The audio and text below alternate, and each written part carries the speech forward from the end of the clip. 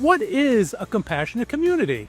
The Center for Compassion defines it as community in which the needs of all the inhabitants of that community are recognized and met. You have to understand the story. Compassionate community is about at least acknowledging the story, even if we don't know all the details. In the realm of mental health, this emotional connection is vital because it lets others know that they are not alone in their journey, and that breaks stigma.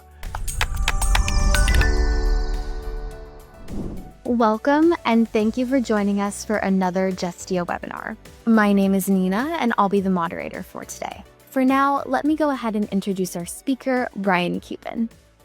Brian Cuban is an attorney, author, and mental health awareness and recovery advocate. He is the author of the best-selling book, The Addicted Lawyer: Tales of the Bar, Booze, Blow, and Redemption. His debut novel, The Ambulance Chaser, was released as the #1 selling debut paperback thriller. He has spoken at law firms, conferences, nonprofit events, colleges, and universities across the United States and in Canada. He also writes extensively on these subjects. His columns have appeared on CNN.com, FoxNews.com, The Huffington Post, The New York Times, and in other online and print newspapers around the world. The webinar presentation that you're about to watch will be approximately 1 hour, and Brian will be joining us afterward for a live Q&A session. If you have any questions that come up during the presentation, please feel free to submit them through that Q&A button at the control panel at the bottom of your screen.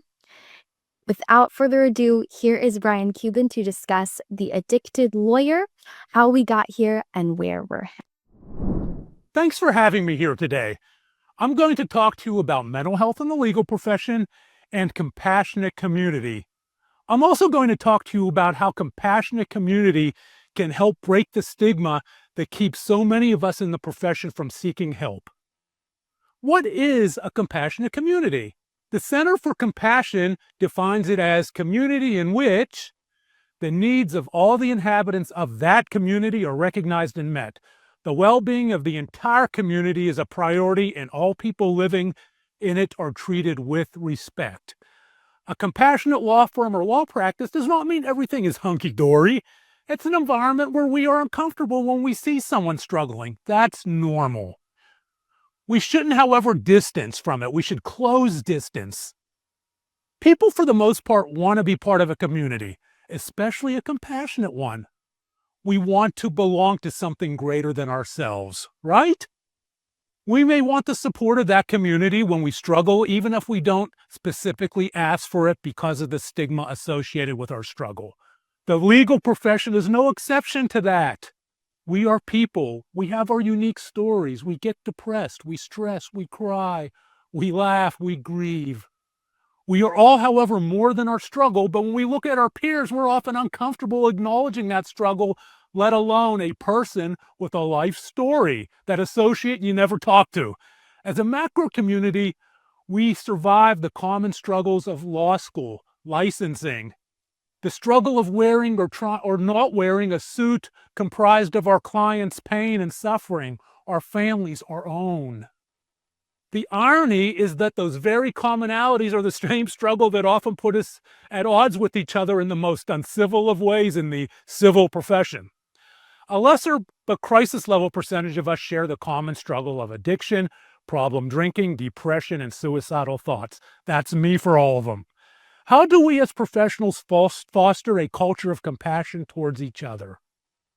A culture of community in which we both take care of ourselves and our colleagues. It is through that compassionate community that we can start breaking stigma. And it starts with the story within all of us. I'll start with mine. I want to take you back in the hot tub time machine. The Dallas Mavericks are going to the NBA championship for the very first time. My brother Mark had bought the team in January of 2000, and we had had some success going to the playoffs, but this was our first trip to the big show. And as you might expect, I was going to get some pretty good seats for those games. Yeah. I also had the opportunity to get 2 good seats for friends. I called up my brother. He said, "Sure, Bri, come on over and get them." I go over, I get the tickets. Do you think I gave them to my friends? Nah. You're probably thinking I sold them on eBay for some astronomical amount, right? Lawyer thinking here, a profession of thinkers. Well, I didn't do that because that would be disrespectful to Mark, to the team. I took those 2 tickets and I traded them to my cocaine dealer for $1,000 in cocaine. Selling them on eBay was disrespectful, but trading them to my cocaine dealer was perfectly acceptable in my mind. How the mind works in addiction. My dealer shows up at my door. Boop, boop, boop. I go running down. I was high class. He delivered. He hands me this giant bag of cocaine. I give him the 2 tickets. I go running upstairs to my home office. I dump it all out of my wooden home office desk. This giant mountain of cocaine. I wanted to go like I'm Scarface, right? This giant cocaine mountain, cocaine kingdom. Of course, I had to do some. Roll up the dollar bill that has been who knows where. Cocaine users are a funny bunch in that regard. We'll wash our hands, we'll use the antiseptic, but we'll pick up a dollar bill or a 20 and roll it up that's been God knows where and stick it up our nose or snort it off the back of a toilet seat that has all kinds of crap on it, right? But cocaine had long stopped giving me the feeling of self-love and self-acceptance that I got when I did it in a bathroom in Dallas, Texas in 1987. Now it was just pain and shame and chasing the high that was never going to come again. But it was never a self-awareness of maybe I have a problem. It was, well, maybe I need to change from Jack Daniels to Grey Goose. Maybe I need to change my brand of wine. And then came the paranoia that often happens with long-term cocaine use. Do I hear the cops outside? Woo, woo, woo! Flashing lights, go to the window, peek outside. Go back, put the cocaine in the Ziploc baggie, hide it, get in my car. I drive to a Home Depot where I buy electrical faceplates, outlets, a drill, and a saw. I drive back to my house. I go to the bedrooms in the house, to the drywall, take the drill and the saw. I drill fake electrical outlets in the drywall in 3 of the bedrooms. I take the cocaine, I put it in smaller Ziploc baggies, put it behind each electrical outlet, close it back up. Like the DEA, the cops, and the drug dogs have never thought of that one before. Then I took the cocaine back out again and flushed it down the toilet. The next morning comes, and as so often happens when a perceived negative event gets in the rearview mirror, I wake up, I'm such an idiot. I just flushed now $950 worth of cocaine down the toilet. Who does that? Another call to my brother, 2 more tickets, because there was another game that night. Another call to my drug dealer. He shows up at my house. I open the door. His first words were, dude, you did all of that last night? I didn't want to tell him I'd flushed it down the toilet like a knucklehead. Yes, I did it all. Give me more. I am the king cocaine user of Dallas. I am the anteater of cocaine. Okay, here you go. Knock yourself out, dude. Poop, poop, exchange it. Go running back up to my home office. Dump it back out on the desk again. Line some out. Roll up that same nasty dollar bill. But just pain and shame, trying to chase that high that was never going to come again, trying to love myself artificially, trying to fill that void of self-hatred and loathing that I had been dealing with since I was a teenager. And then the paranoia again. This time they're really here. They're really here. I'm in trouble. I could go to jail. I'm a lawyer. I know these things. Go back to the toilet, bend down to my knees like I'd done so many times before, praying or hoping for someone or something to take away the pain of my addiction, and flushed it down the toilet again. They do say that when Dallas flushes, it ends up in Houston, so I think some people in Houston might have got kind of high those 2 nights, right? I actually read a story about that. The insanity of addiction. But addiction is not quote-unquote insane. It is a biological brain-based process. If I say that 3 times fast, I'll get it right one of these days. That affects so many of us. And for me, it wasn't just cocaine. By 18 years old, as a freshman at Penn State in 1979, I had developed bulimia and later transitioned into exercise bulimia, which is obsessive compulsive exercise for the primary purpose of offsetting calories. By the time I was 21, moving to 22, I was a full-blown quote-unquote alcoholic, alcohol use disorder, drinking every night, going to class drunk, going to class hungover. By the time I was 26, I became addicted to cocaine use disorder. At 44, my first of 2 trips to a psychiatric facility after a near suicide attempt. Jail. 3 failed marriages, one more I get a free set of steak knives. And finally, recovery in 2007. All of that while trying to be a lawyer. Whoa. How does a young boy who grew up in Pittsburgh, PA, baby boomer, in an era where social networking was kickball on the basketball court, cell phones were 2 cups attached to a string, how does that happy little boy morph into a 44-year-old who is so sickened at his reflection, who feels so hopeless that he will never love himself or be loved, that he decides he would be doing his family a favor by ending his life by suicide? What is that process like? Let's go back in that same hot tub time machine to that little boy. Because you have to understand the story. Compassionate community is about at least acknowledging the story, even if we don't know all the details. I am the middle of 3 boys growing up. My older brother, Mark, who you may know, the Mavs and Shark Tank.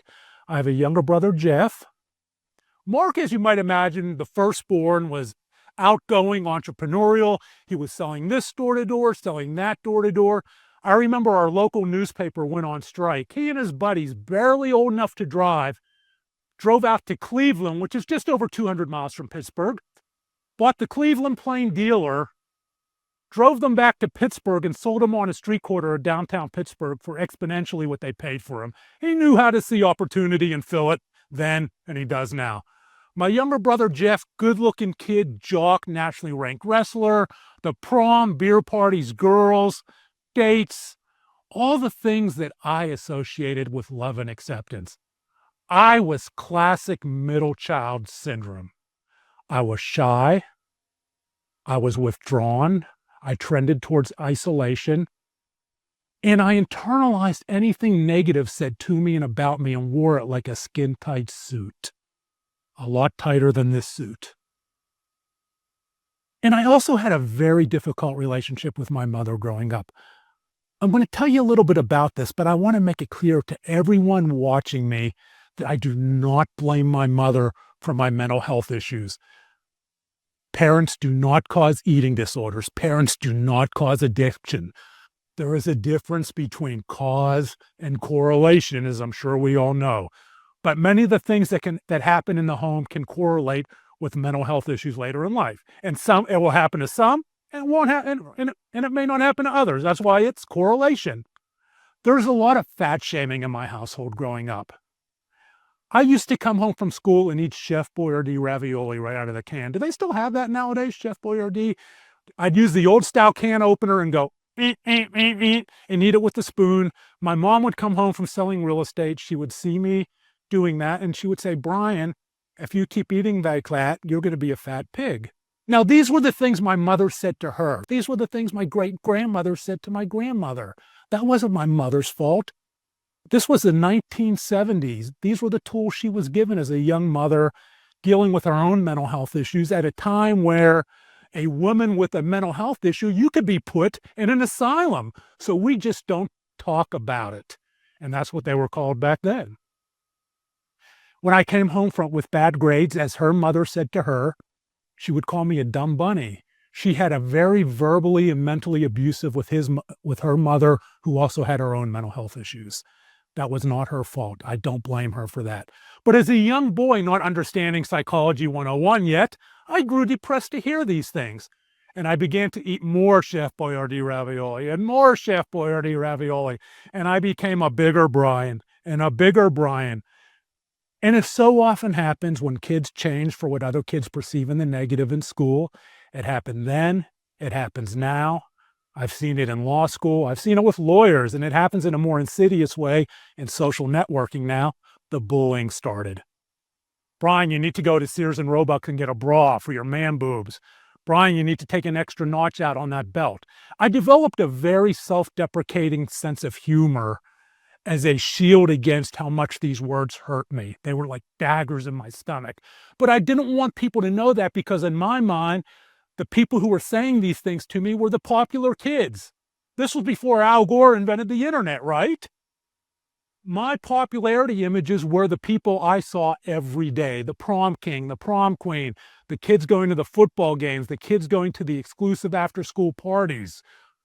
Those were my visions of popularity, and in my mind, they were all thin or muscular and good-looking and attractive. I wanted to be part of that so badly. And so I took it, and I became the self-deprecating, sad clown, just hanging around on the outside, hoping that one day this group of kids, this group of bullies, but in my mind, the popular bullies, would one day say, Brian, you've survived the initiation, you're one of us. But bullying doesn't work that way. It all culminated in what I call the day of the gold pants. My brother Mark gave me a pair of shiny gold bell-bottom disco pants. Yes, this was the disco era back then, the mid-'70s. Now, if you've seen Saturday Night Fever, if you haven't, go see it. Take a look at John Travolta. Imagine John Travolta in those shiny gold bell-bottom disco pants. And now here's Brian in those same pants. Oop, don't imagine that. Because I was a heavy kid. Those pants fit Mark fine. They were tight on me. I had to jump up and down. I had to spray the water bottle. My butt looked like 15 cats back there, but I didn't care because I love my brother. He loved me, and I was going to wear those pants to school every day. And I did, and I stood them up in the corner. And the kids made fun of me, and I self-deprecated. I laughed at myself, and it hurt so bad. I'm walking home with a group of these kids one day. It was a mile from the school to my house along a busy street. I'm wearing my shiny gold bell-bottom disco pants. They start making fun of them. They start laughing. I go into my self-deprecation routine. But they decided to take it a little further. They decided that I was just too fat to wear those pants. And they attacked me. They physically assaulted me. And they ripped those pants off me. They ripped my shiny gold bell-bottom disco pants off me, ripped them into shreds and threw them out in the busy street, went on like they had done the greatest and funniest thing ever, high-fiving each other, slapping the backs. I went out in the street in my Fruit of the Loom tighty-whities, my Pittsburgh Pirates t-shirt, my Ked shoes, and my tube socks. Yes, this was the 70s. I gathered up the shreds, I put them over my private parts, and I waddled home. People gawked. No one stopped. I got home, and I went down in the basement with those shreds and threw them away, hoping to forget about that moment, hoping to incinerate that moment. But trauma stays. Trauma remembers. The body remembers. I could today go to that spot in Pittsburgh, PA, and show you exactly where that happened. That is how trauma works. So as you might imagine, I was very happy to get out of Pittsburgh, PA. And people ask me, why didn't you tell your brothers? Why didn't you tell your parents? Well, I wasn't going to tell my brothers that I couldn't stand up to bullies. I wasn't going to tell my mom, who I was having difficulty with anyways. I wasn't going to tell my father, who was my sense of my rock, my sense of love, my sense of safety, the guy who ensured me that after watching Chiller Theater in Pittsburgh at 1 a.m, the scary movie, the monsters weren't going to come in my room that night and take me away. It was better just to internalize it and tell no one. And I told no one. So I went to Penn State University. I was so happy to get out of Pittsburgh. My father drove me to Penn State. Freshman orientation, first day, I'm in my dorm. It's a beautiful fall day in this rectangular window. I'm looking out in the parking lot, people getting acquainted, parents talking, people taking their luggage out of the backs of the cars. And I make eye contact with this curly brown-haired girl. I start sweating. I envision my entire life with this girl in 15 seconds. We're going to date, we're going to get married, we're going to have 2 1/2 children. Everything's set. She looks back at me, and I think it's a smile. She turns to her friends, looks back at me again, puts her hand just like this. I remember it like it was yesterday. Ugly! Ugly! Oh, now, I do not blame that girl for the things that happened after she said that. Environmental triggers are in the millions. If it wasn't this, it would be that. And people react differently. Another kid might have gone ugly back and flipped her off. Another kid might have said whatever. We react based on how we are genetically, socially, environmentally programmed to react. And at that point, I was programmed to react with shame. And I remember thinking my entire life was out of control, that I would never be loved, that I would never get my first kiss with a girl, that I would never go on a date, that my mother would never love me, because how could she love somebody who is ugly? But my mother loved me dearly, and we have a wonderful relationship today. She loved me dearly. What did I have control over? My entire world is spinning and spinning. What did I have control over as an 18-year-old boy, alone at a university at the size of Penn State? I had control over food. That was it, in my mind. But eating more was associated with fat pig, was associated with the day of the gold pants. So I decided that my path to love, self-love, the love of that curly brown-haired girl, the love of my mother, the respect of my brothers, the respect of the bullies, was to get thinner and restrict my food intake. And restrict, I did. And restrict. And before I knew it, I was binging and purging, traditionally, which is vomiting your food up. I didn't know what bulimia was. I didn't know what an eating disorder was. This is in 1979. This was 4 years before the wonderful, beautiful singer Karen Carpenter, on top of the world, died from complications related to anorexia, bringing it into the pre-digital national spotlight. If you've never heard her, look it up, a golden voice. What I did know was that every time I binged and purged, I felt this sense of peace in my stomach instead of shame. But the problem was that sense of peace lasted for 15 seconds, 20 seconds, and then in swoop the shame of engaging in an act that I didn't understand, that I didn't have a name for, but that I knew was inherently shameful. Guys don't stick their fingers down their throat to throw up their food. They don't do that. I don't know why they don't do that, but it's not what we do. Before anyone was talking about eating disorders. Then I transitioned into drinking at Penn State. I turned 21. I was going to the state stores.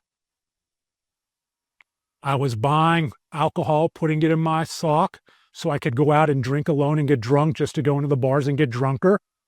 I was going to class drunk. I was going to class hungover. I was not going to class.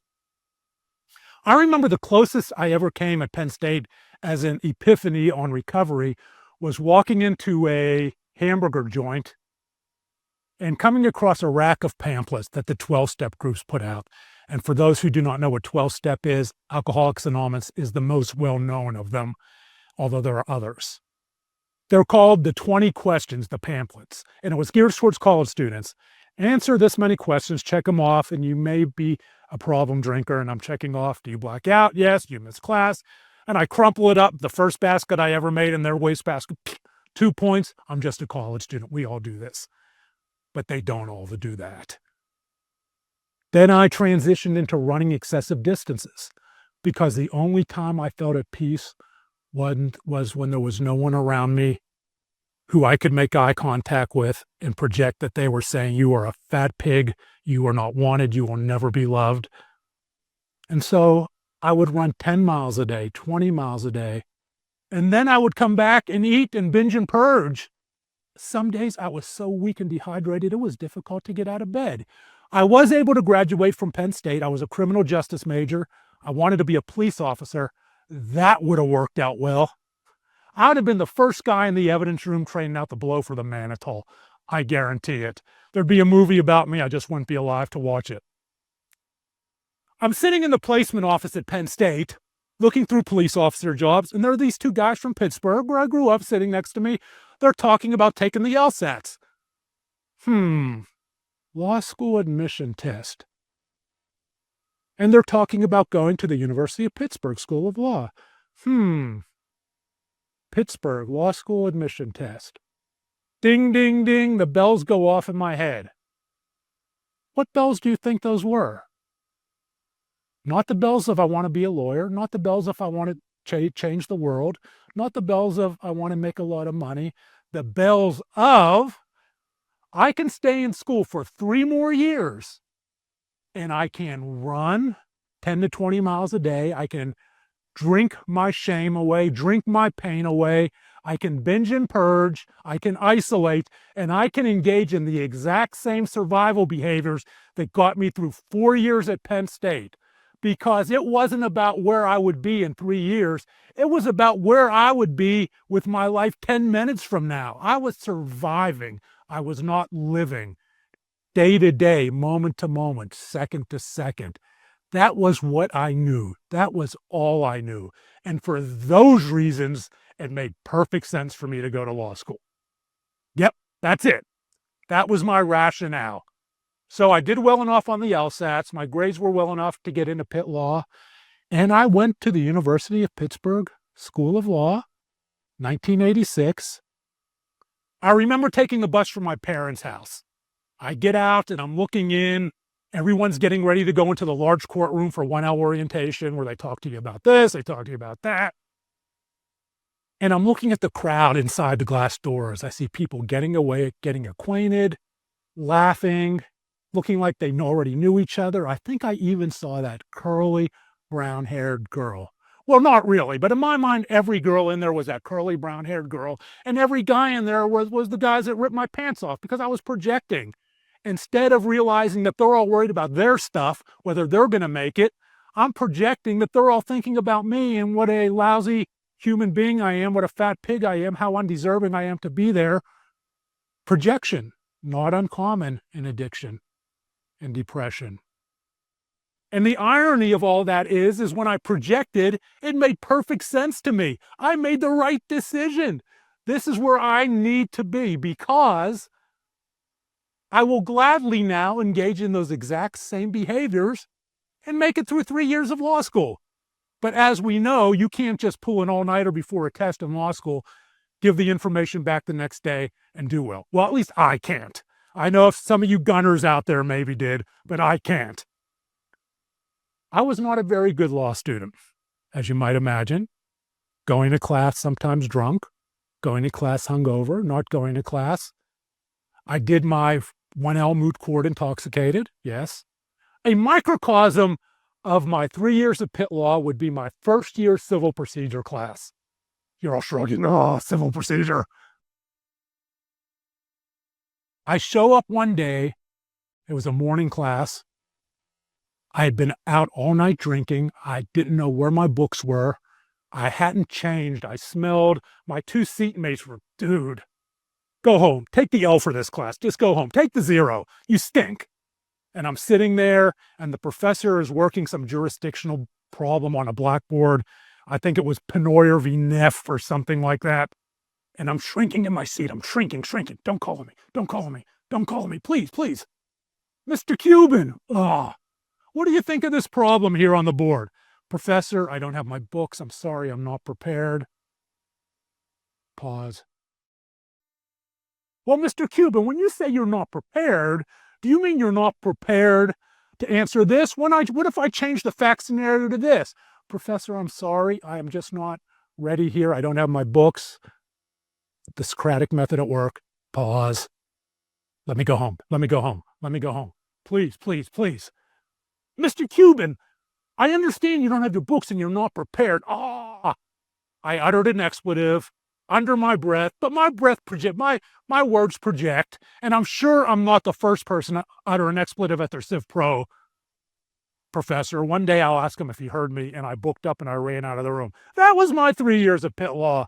I graduated not here, not here, not here. You can't see my feet, but I was way down there by the skin of my teeth. I still have reoccurring nightmares about going to graduation, walking up to get my diploma, and the dean pulling it back, going, psych, psych, you didn't graduate, psych, psych. And I wake up going like this, and I'm sweating. The irony of that, more irony, is that I was so ashamed and didn't care. I didn't even go to graduation. Just mail it to me. It's okay. Now we are repeating cycles again. What am I going to do with my life? I'm going to move to Dallas, Texas. Why? Because my older brother Mark and Jeff had already moved there. I will be with the two people who do not judge me, who love me unconditionally. I had $50 to my name. I took a Greyhound bus.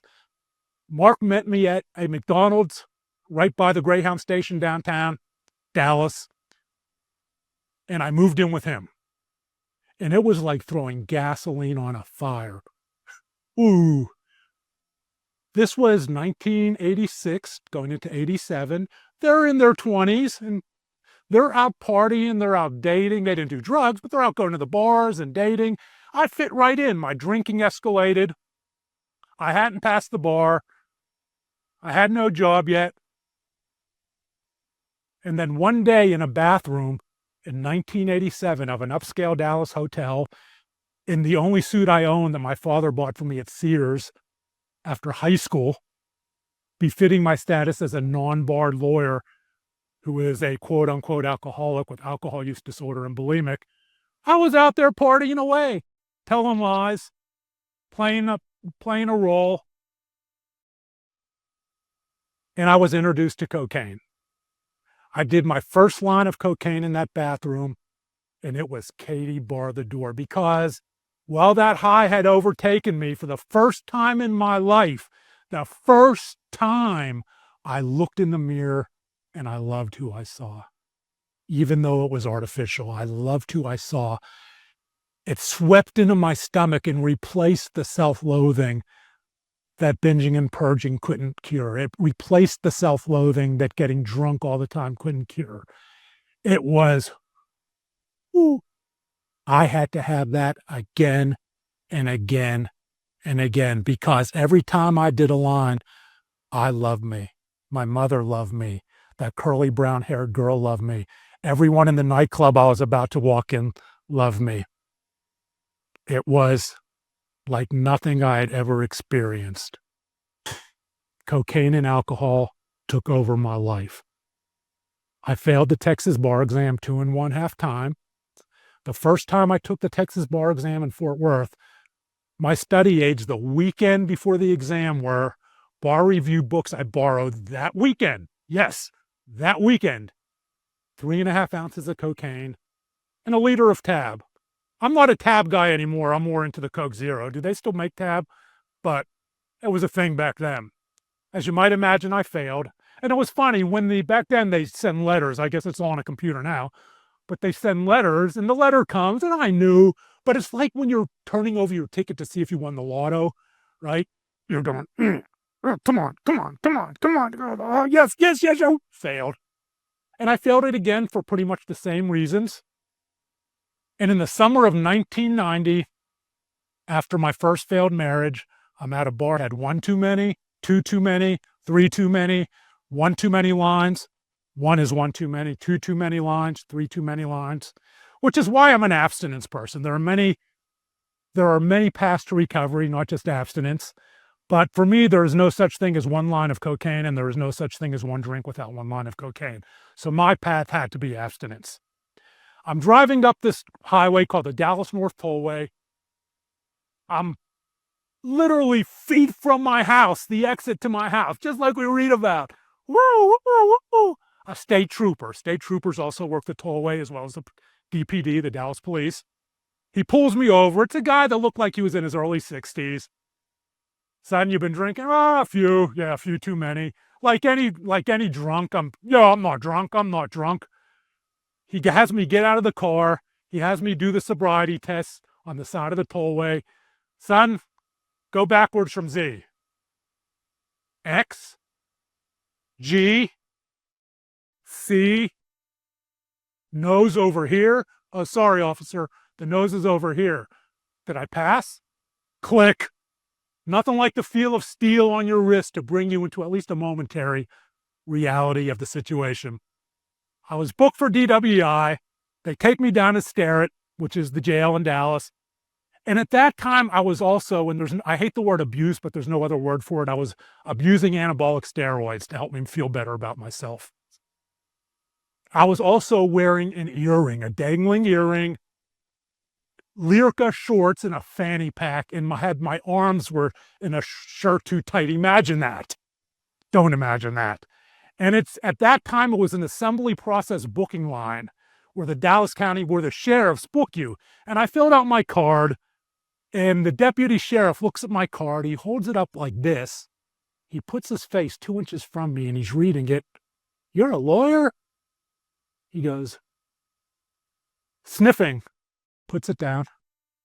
You know you stink. Look left, look right. Sheriff, is this a trick question? I didn't say that. Of course I stink. I've been out partying all night. And so I went through this hazing through the deputy sheriffs, which everyone goes through. I was no one special. Get put in the drunk tank, got bailed out, pled not guilty as was my right. And of course I blew in the breathalyzer because I wasn't drunk. I'm a lawyer. Doesn't matter. I wasn't drunk. And I blew a .11. The trial date comes, one of my 9 lives before sobriety.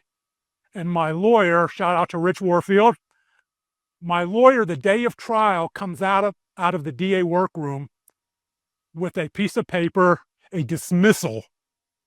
He said, happy birthday early. What do you mean? The state trooper's not showing up. They dismissed the case. Thank you, Rich. Thank you. Bear hug him. Don't thank me. Thank them in the district attorney's workroom. I didn't know he was kidding. I open the door and there are 3 district attorneys sitting in there, and I shake it. I go, thank you. They look at me like they wanted to throw me out of the window. He pulls me back, Rich, and says, I was kidding. Get out of here before they refile. I know what you're thinking. How does this guy still have his license? Has it been suspended? No, neither, but it wasn't for a lack of trying. And I say that tongue-in-cheek, but it's a very real issue. Look in the back of any state bar journal, and you're going to see how real it is. The disbarments, the suspensions, a percentage of those are directly correlated to drug and alcohol use or some other mental health issue. That was one of my 9 lives. Apparently, and this is hearsay, the trooper retired and went back to wherever, Texas, and he wasn't coming to testify against Brian Cuban. Thank you wherever you are, Mr. State Trooper. Enjoy your retirement. So I got through that, learned no lessons, right back at it, drinking, failed marriages, just the shame continuing to build, and I would try to counteract that shame with more cocaine. I was engaging in borderline and crossing the borderline unethical conduct. I was using chiropractors to calm me down when they had somebody in an accident, and I would go down there with my briefcase full of contingency agreements and sit there. The chiropractor would come out with a client. Mr. Cuban, what are you doing here? Mr. Cuban is our top trial lawyer. Mr. Cuban's never stepped in a courtroom. Mr. Cuban will get you the maximum settlement. Mr. Cuban will sell you down the river so he doesn't have to step in the courtroom. This is what happens with drugs and alcohol. It is not the person I want it to be. It is not the person anyone wanted to be. It is not the person that would be respected, but it was what it was at that point in time. Finally, reputations get around, and I had no clients left. And I became so despondent that I would never, there would be no time when I would look in the mirror and love who I saw and have their love and respect in my family without drugs and alcohol. In my mind, although they did love me, and I decided to end my life by suicide in the summer of 2005. And it was close.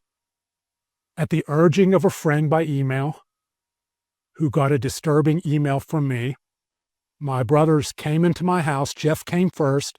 Mark flew in from LA. There was a .45 automatic on my nightstand. There's cocaine everywhere. There's black market Xanax everywhere. I was using that too.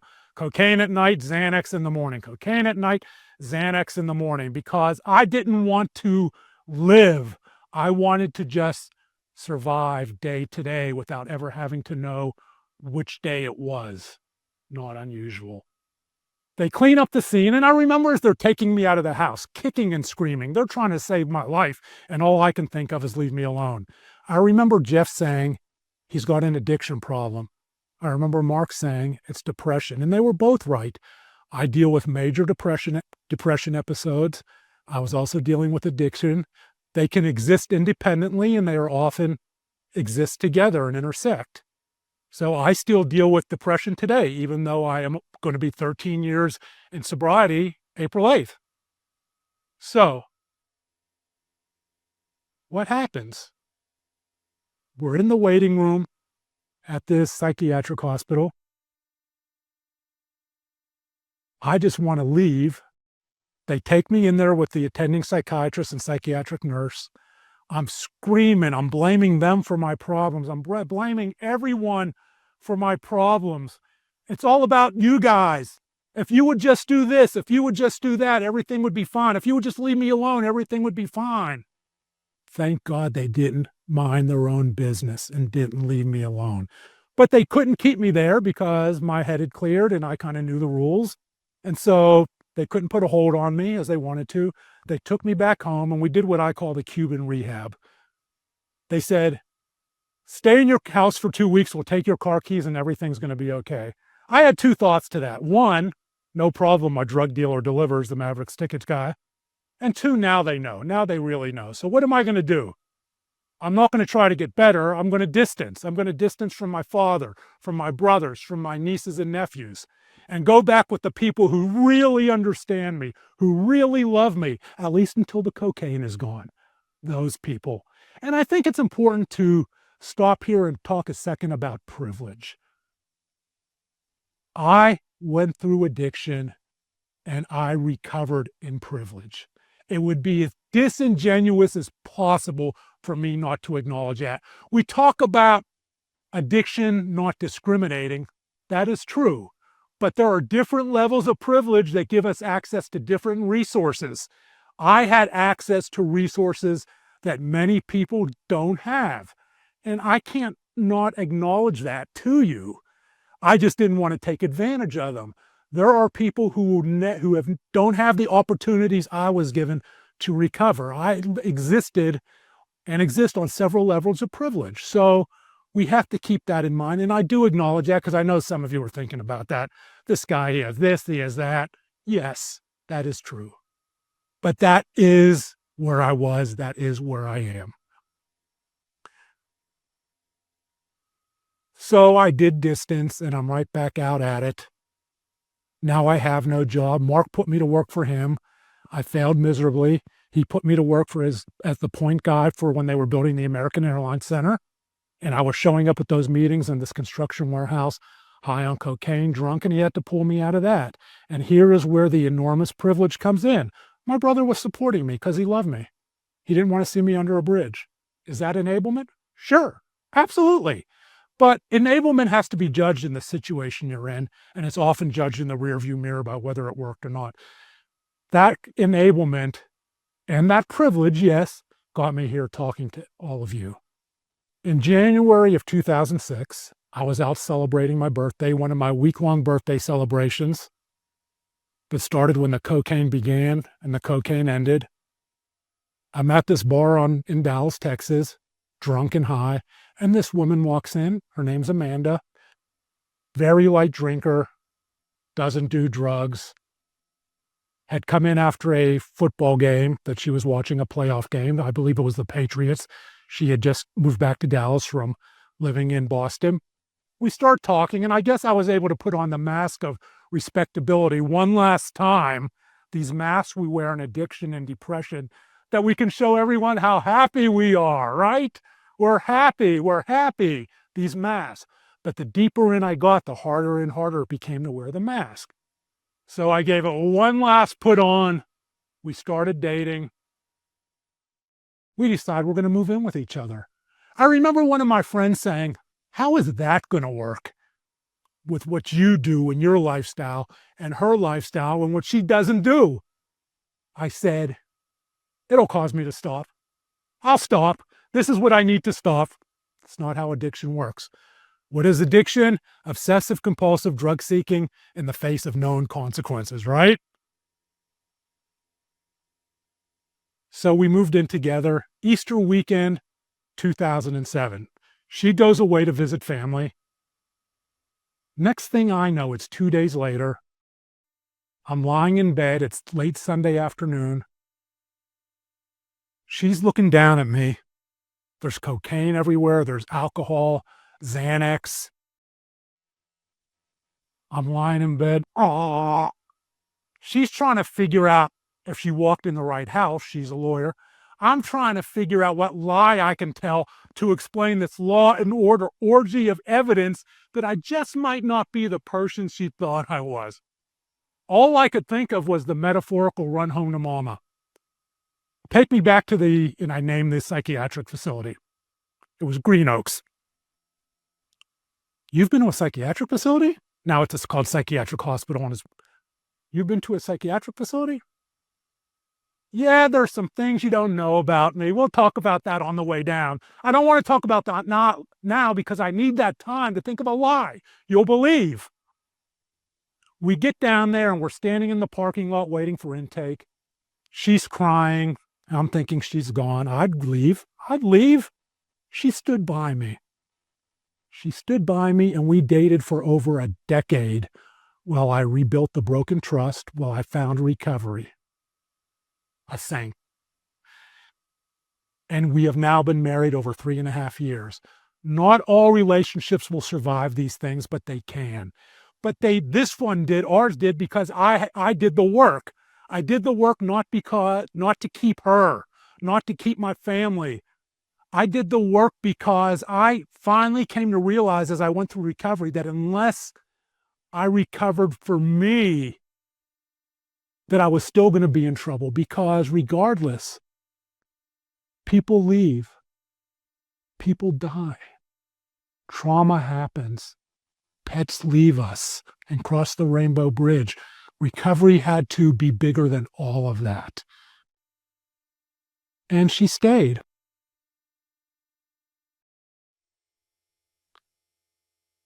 The next day,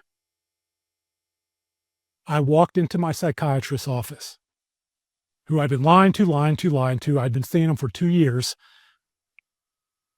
And I finally began to get honest with him. Well, why would you lie to your psychiatrist? You're paying him.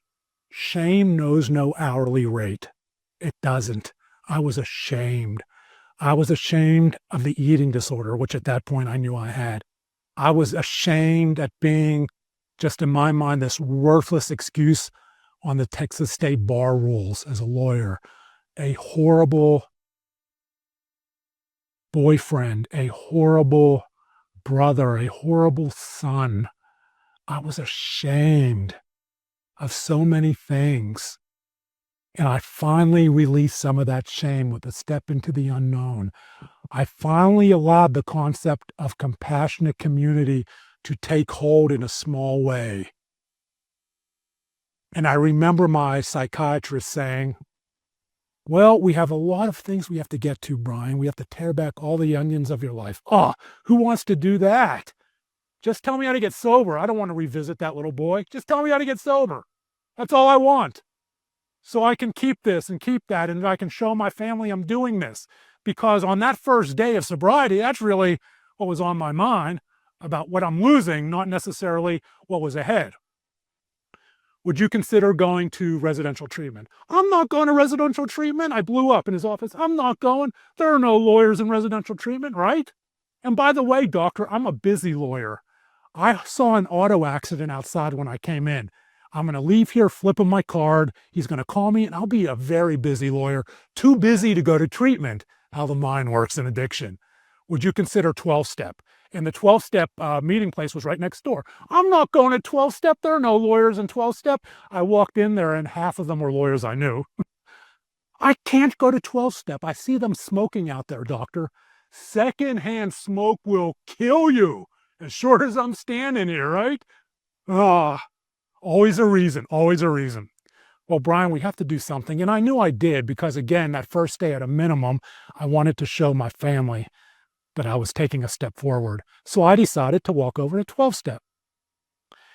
And I walked in that room as a lawyer with no clients, as a severe problem drinker, as a bulimic, as somebody with no self-respect, no self-esteem.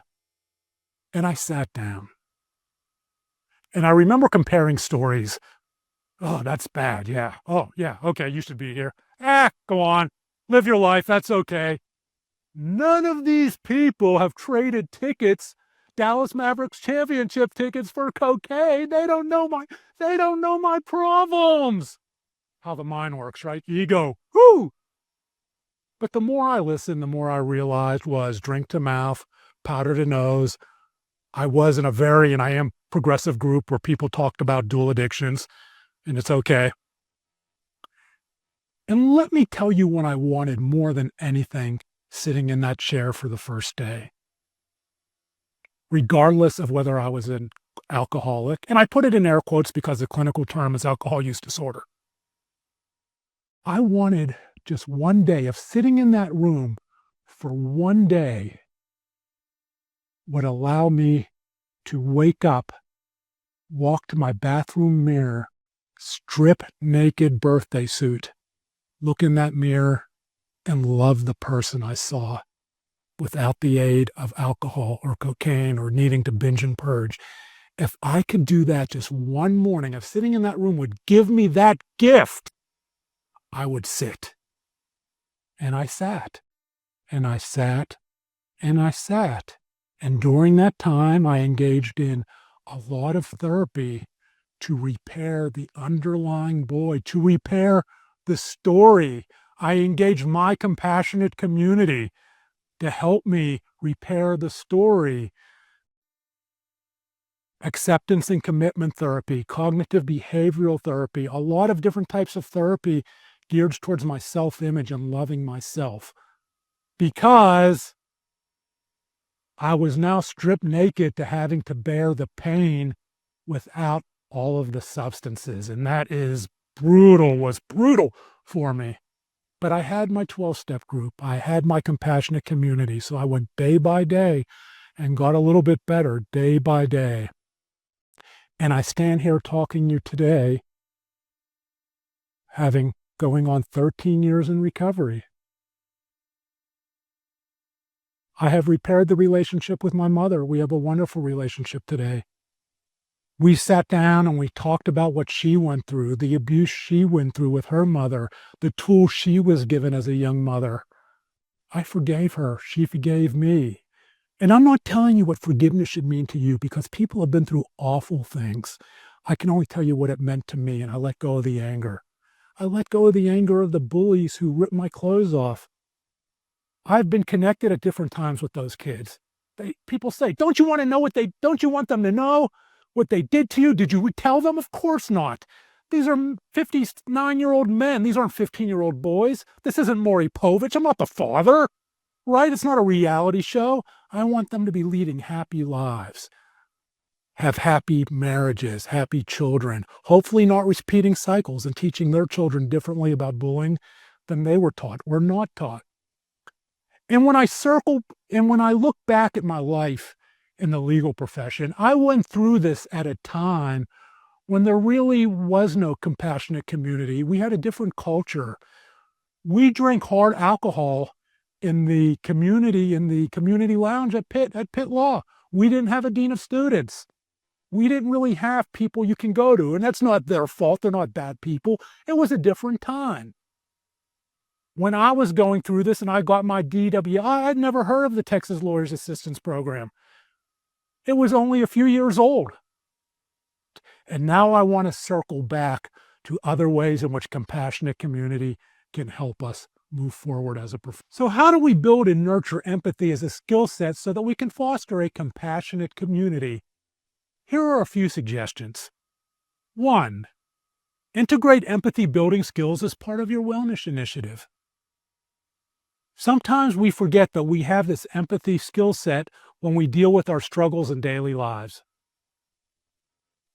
2, a firm may have an excellent pro bono practice, and that's tremendous, but that is empathy on a lawyer-client vertical. Consider how to build it lawyer to lawyer laterally. 3, encourage storytelling, whether it's at a law school level, state or local bar event, your firm retreat, or new associate orientation. Stories do so much more than entertain. They put forward values and information within the community. When stories engage us on an emotional, empathetic level, it is science-driven that we remember the takeaways better than when lectured to. In the realm of mental health, this emotional connection is vital because it lets others know that they are not alone in their journey, and that breaks stigma. It's also data-driven science that storytelling changes the brain, ties communities together, and drives those communities to be more empathetic to each other. Don't need the first few tools? Here's the 2-ask rule. It requires nothing but uttering 5 words. How are you doing today? Before that interaction terminates, let the person know you are an open ear. The 2-ask rule. You just became part of a compassionate community. There is so much more to building a compassionate community, but now you have a few tools that require few assets, little time, and offer a fantastic reward. The ability to step outside your comfort zone and let someone know that you care about them. Thank you for having me. I care about you. Thank you, Brian, for that wonderful presentation. We will now go ahead and move on to audience questions. So if anyone has a question for Brian that you'd like to ask, please feel free to submit that through that Q&A button at the control panel at the bottom of your screen. We'll just wait a couple minutes for this to come through. All right, looks like we've already got a couple coming in. All right, our first question for Brian is going to be, how can one balance the need for support with concerns about potential professional repercussions? Are we talking about ourselves or a colleague would be the first thing I want to know. If we're talking about ourselves, there are many ways to find support that can be fit into a day. For me, it was 12-step groups, right? I got sober in 12-step, and so there's always a bunch of 12-step groups going on, and I thought that was very easy to fit into my busy schedule as a lawyer while I was practicing. I no longer practice. So it's really going to depend on the individual, but there are as many ways to recover as there are, addictions. And so it's going to be what feels right for you in your situation. Are you a solo? Are you in a big firm? A big firm is going to have more resources integrated into their structure than a solo firm. You're going to have to go to the lawyer's assistance program, or you go to 12-step, and so you'll have to look outside your kind of safety bubble to find what you need. And a boutique firm, there may not be anything, right? In my experience, I found that mid-sized firms really lag in terms of offering the support structure that somebody might need with a busy schedule. So I think it's really going to depend on the situation. And there are even things you can do that are online that you don't even have to leave your office or your house. A great example is the resource In the Rooms, where you can go online and in the rooms and you can find just about every kind of meeting there is, from smoking to cocaine to alcohol to depression and fit that into a schedule, whether that's your lunch break or whether that's at home or before you leave for work. And so you can work that in. It's how much do you want to work it in? There's also another wonderful resource New York, called the Lawyer's Depression Project. If depression is part of your struggle, it is for me. My depression exists independently from my recovery from addiction. And so I still struggle with it today and take antidepressants. And so they have meetings that you can find, generally during lunch, that you can work in. So it is possible. It's just, do you want to make the time? Thank you for that insight and those resources. I know that's really helpful. Another person had a question kind of related to 12-step. So how often did you attend 12-step? Did you ever become a sponsor? And do you still attend? When I first got sober, April 8th, 2007, I walked into the rooms April 8th, and I was going to 3 meetings a day because for me, and I see this a lot with alcohol and especially things like cocaine, and especially with younger lawyers, because you tend to be more social. I had to, during those early days and those early months, I'm sitting alone, and I had good family support, which is a privilege, but there was still that pull back to that life, right? What am I missing? Will I ever, will anyone ever love me again? Will this ever happen again? And I had all of these fears that were in my head for the most part, that kept pulling me back to this lifestyle. So I had to be sure I had the support during those moments at my weakest times. So when were my weakest times? Well, the evenings, weekends. So I made sure I went to meetings then. I made sure I went to meetings at lunch, and many times I went to meetings in the morning. So I always had that support. Now, did I keep going to 3 meetings a day forever? No. I scaled it back as I created my support group outside of 12-step. And eventually that support group of people who didn't use blow and their lives didn't have to revolve around going out drinking, that all balanced out as I created my new social group. But going in, and this is such a common fear, I couldn't comprehend in any universe having a new social group and having a day where the urge to use wasn't pulling me. And so as those things balanced out, my meetings decreased. I went then 2 times, and then the lunch meeting at my home group, my home 12-step group, became the most important to me. And now and then the pandemic hit, and it was mostly online. And so now I go mostly online because my group still offers those. So they are important. There are many paths to recovery.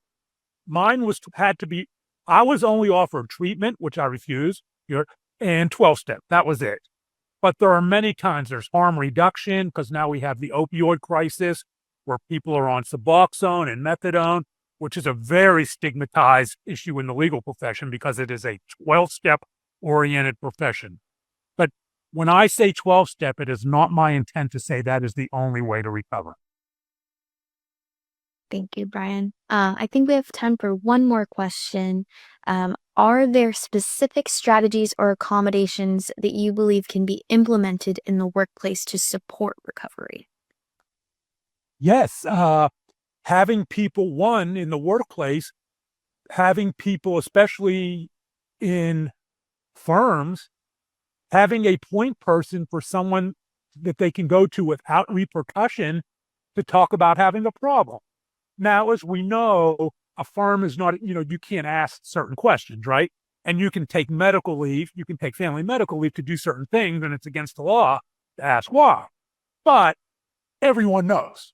It gets out and everyone knows. So it starts with firms putting in place non-judgmental structures and understanding that everyone is going through something, and having that pipeline structure in place so where someone can go to a point person who maybe has been in recovery, where they can talk about their problems without fear of repercussion. And that's easy. And I know that's easier said than done. Big firms have, am law firms, a lot of them have these structures in place. But the further down your line you get into solo, you have to create your own backstops. It's not as easy. But I encourage everyone. The funny thing is that even in small firms and mid-sized firms, everyone knows somebody who is struggling. Everybody.